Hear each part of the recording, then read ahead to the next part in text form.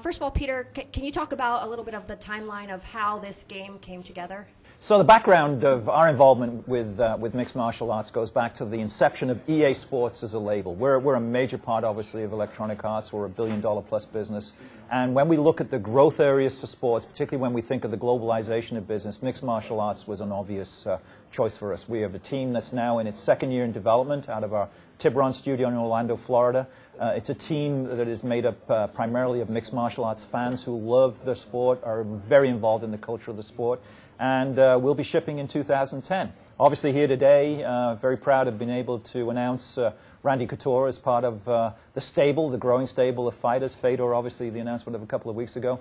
So we're delighted, and the real goal is allowing our game to contribute to the growth of mixed martial arts as a true global sport. Right.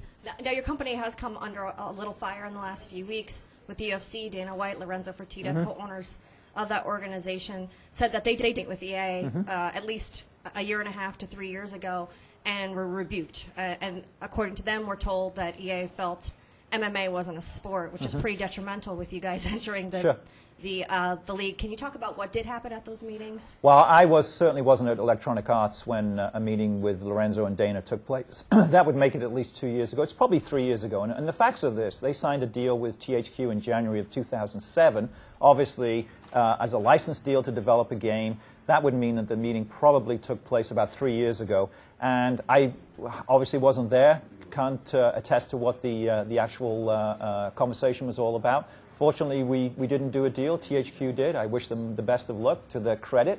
They've created a very good game in UFC Undisputed.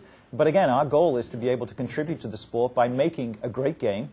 EA Sports only makes, obviously, world-class sports video games. We are the leader globally in sports video games. We have a mantra that if it's in the game, it's in the game. And we're certainly going to bring that and our expertise to mixed martial arts with the game that'll be shipping next year. So I really can't speak to what happened at a meeting that I wasn't attending. Speaking about the game specifically, you said you really want to differentiate it Yes. from the other product that's out there, obviously the THQ game. Can you speak a little bit about how it will be different than the THQ UFC game? Well, things we do very, very well nowadays is certainly bring our global audience together, and we think online becomes a big deal. We also think that there's a huge grassroots movement in mixed martial arts, and how do we bring that to life? You know, how you be able to actually put yourself in the game. We do that in a lot of our games now, where you either create an athlete, you can use a lot of digital mapping now for and actually take a photograph of yourself. We call it Game of Photo Face, and we do that in our Tiger Woods golf game. Imagine if you could actually do that in the game itself and be a fighter. But as we develop here, we're starting to get closer now to ship date. We start thinking about what features we put in, and as we continue to sign fighters as well as get deeper relationships with other fighting circuits around the world, you know, our final plans will be able to announce those over the next 4 or 5 months. Right, and you're still signing fighters actively. What is that cutoff on when you stop?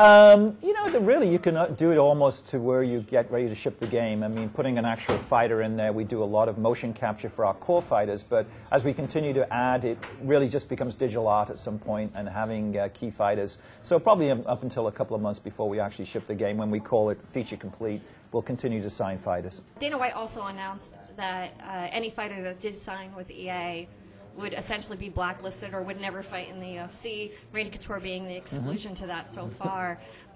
First of all, how does your company, what was your reaction to that announcement, and has it deterred you from getting any of the fighters you wanted to get? Certainly hasn't deterred us whatsoever. We're not feeling any pushback from fighters that we really feel being important for the game, and that's not an issue for us. And you know, Dana's comments are you know, what Dana feels is on his mind at that particular time, and he's certainly, you know, like anybody else, he has an opinion, and it's entirely up to him to manage what he says.